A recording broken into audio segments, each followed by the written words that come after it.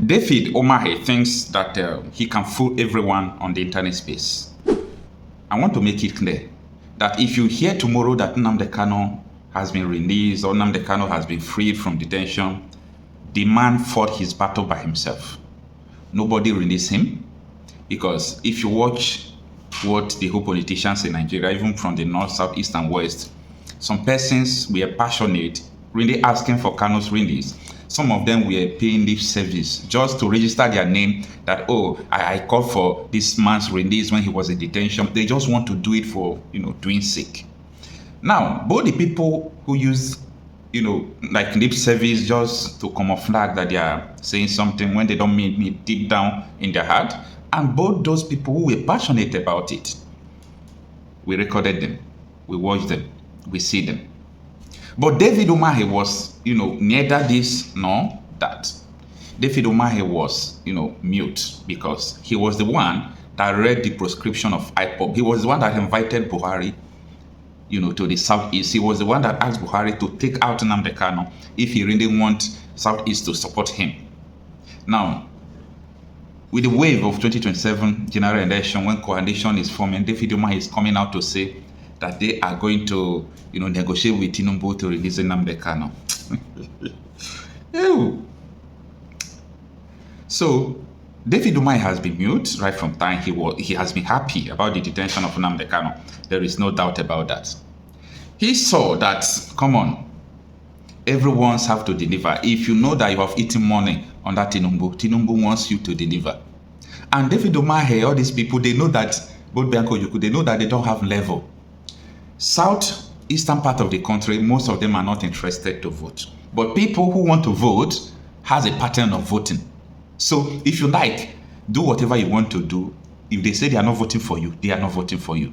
So what David Umahi is trying to do now is medicine after death. Anybody who says, oh, tomorrow that cannot be released, you are wasting your time, because the man has fought his battle already. Where were you when he was kidnapped? Oh, I forgot that they were part of the people who planned the kidnapping. Where were you when he has been in detention right from time? Now that you people saw that you need people, you are talking about his release. According to Wike, foul. So all those things they are doing, we know all of them. We know all those tricks. So I'm surprised to see when Vanguard News reported that federal government willing to negotiate Kanu's release.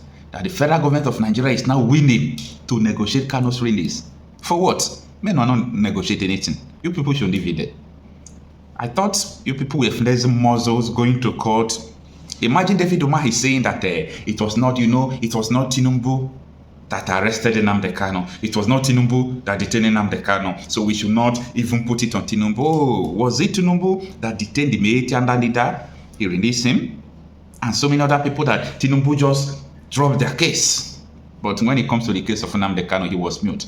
They asked Attorney General of the Federation, Minister of Justice, that you are withdrawing cases of other people. Why can't you withdraw Nnamdi Kanu case? He said he don't know anything about Nnamdi Kanu case.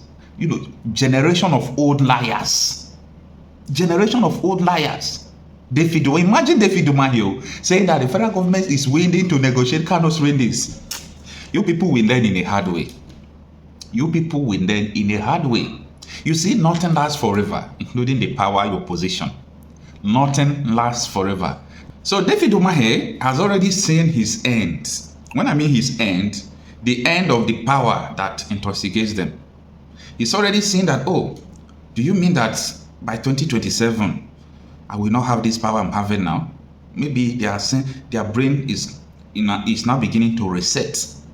But you see, this life is nothing. This life is absolutely nothing.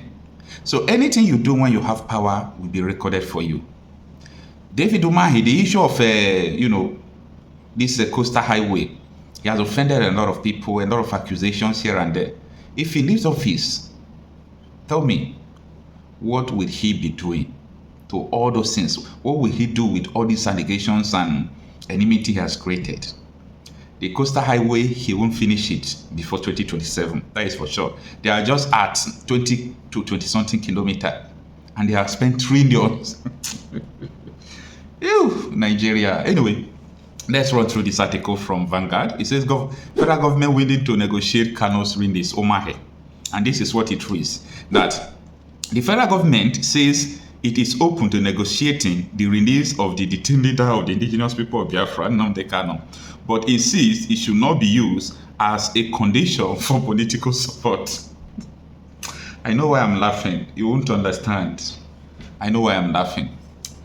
If you're not there, you understand. Anyway, let's continue. Minister of Works David Umahi stated this on Friday night while addressing journalists in Lagos. He dismissed reports suggesting that the Southeast was making Kanu's release a prerequisite for backing President Bola Tinubu's administration. And this is what happened in quote. Somebody asked me about Nnamdi Kanu and said his matter is not a condition for the Southeast to support Tinubu. We are willing to negotiate his release, but no one should make it a condition because the president did not put him there, Umahi said. Anyway, the president did not put him there. Then, the president, why is he keeping him there if he did not put him there? If you are not responsible for someone's detention, you let him go. And as I said before, if Nnamdi Kanu is released today, no one will claim the glory. The man fought the battle. We saw everything that transpired, how he fought in the courtroom, do everything. In Kenya, the case was also going on. He won his case there. Nnamdi Kanu has been winning his case in the court. Federal High Court Umahi, Federal High Court Enugu, Appeal Court Abuja. He has been winning all the cases that has been in court. He has been winning it. So maybe one day someone will come out now and say, yes, we negotiated for Kanu's release. Thunder will fire that person that day. Thunder will fire the person that day. So Nnamdi Kanu is fighting his battle by himself. Now, the minister, the article continues, who hailed Tinubu for his performance in office so far, said the president is a listening leader and expressed belief that Kanu's release will eventually come through divine grace and dialogue, not pressure or political demands. President Tinubu may not be perfect, but he is doing most things right. Now, if, for example, we are living in a sane country, I will rate Tinubu like 20%, which is total failure. Hardship, insecurity, unemployment, to mention but few. Naira depreciation, everything. The country is in dilemma if Nigeria was supposed to be a safe country. But I don't blame Tinubu very well because I also know and understand that Nigeria is programmed to fail. That whoever comes to the office of the president might try, economically and all those things, but the person will not be able to totally put Nigeria in place. Never.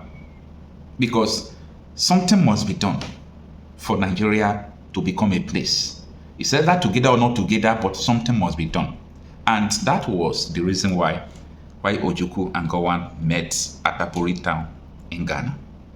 Clearly, all of the Eastern region's demands, which included greater political autonomy, greater control over the revenue from the Southeast oil deposits, and also a restructuring of the Nigerian army in a way that devolved powers to the regions and got rid of the unfair recruitment quota system, which had allowed for a disproportionately large number of northerners to join the Nigerian army.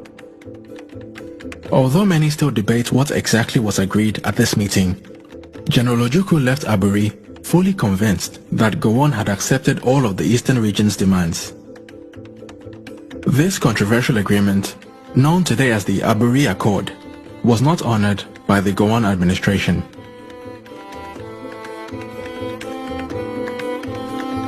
Upon returning to Nigeria, General Yakubu Gowon decided instead to break Nigeria's regions into smaller states and turn Nigeria into an American-style federation composed of 12 states. Except unlike in the American system, each state had very little autonomy and very little control over its own resources. For many in the Southeast, this was the last straw. With the Gowon administration having put its cards on the table, Colonel Ojukwu's mind was made up. He proceeded to consult with the various chiefs and traditional rulers of the Eastern region, and on the 30th of May 1967, Ojukwu officially announced the secession of the Eastern region and the establishment of the state of Biafra. Self-defense is a constitutional right. Self-determination is not a crime. but a right under the laws of the Federal Republic of Nigeria and customary international law. Therefore, I make no apologies for pursuing Biafra relentlessly and determinedly. It can never stop. Those who underestimate our resolve do so at their own peril. As I've said before, we are not alive, we are dead already. When you see men, you will understand how determined we are. But there is one thing we have resolved to do. From today onwards, the death of every Biafran will be avenged. If you kill a Biafran, you will be killed. No matter who you are, we will keep pursuing you until you die. You have no peace and you have no rest. I'm saying it on video that the whole world may understand. In 1966, the world kept quiet as Biafrans were slaughtered in their numbers, 300,000 in the north. 67 to 70, over 3.5 million people were killed. Nobody stood trial for it. Rwanda lost less than 100,000 people. ICC and international courts were convened to try those who were responsible, or should I say, those who were culpable. The same thing in Liberia. But because you killed us between 66 and 1970 and nothing happened, and from 1945 to 1966 and nothing happened, that was the reason, or should I say, that is the reason why the Fulanis will keep coming to kill us on a daily basis. Right now, from this day onwards, if you kill us, we are going to kill you. The men are ready. They have come to defend Biafra land, not to separate from Nigeria, no. We are going to accomplish that via a referendum. But if you come to our villages now to rape our mothers or abduct our sisters, you will die in the process. Any governor found aiding any of these people or giving our land to Fulani Janjaweed will be in trouble with us. Let me make one thing abundantly clear to all of you listening. We have resolved to die for what we believe in. And our belief is simple, very, very simple, that we are going to defend the land of Biafra with all our might.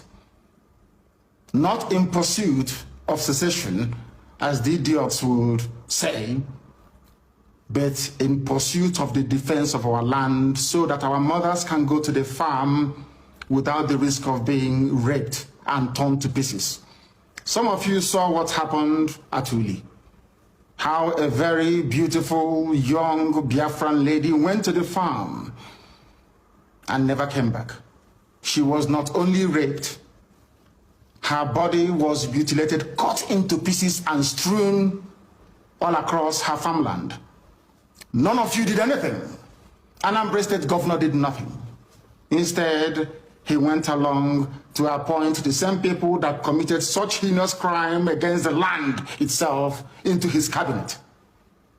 These are the idiots we are having to contend with in the land of Biafra. And we are saying enough is enough. If you're part of this very conspiracy to emasculate the children of God, to destroy Biafra land, then you are grossly mistaken. I know that the Fulani Janjaweed are not highly educated, they are not polished, they are not discerning, they cannot reason very well. Let me make this very, very clear. The Eastern Security Network is what it is.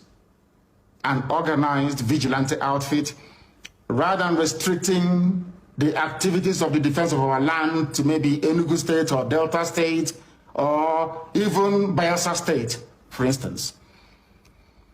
We have resolved to defend the entirety of Biafran territory.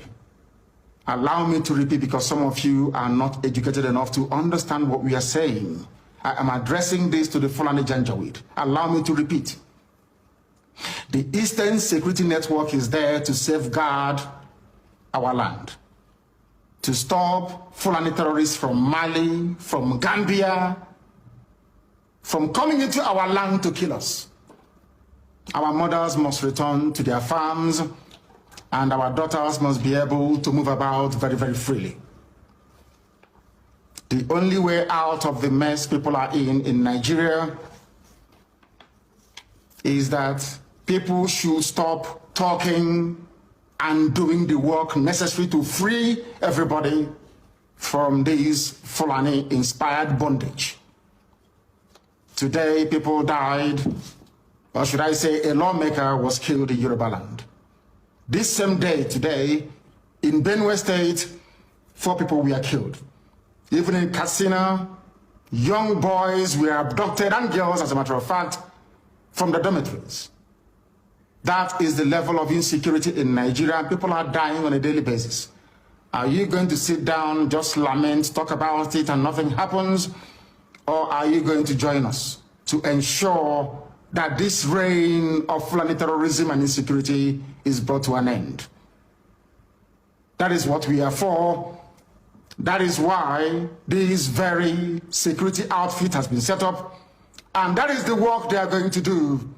And nobody, and I repeat, nobody is going to stop us. Extrajudicial killings will no longer be tolerated.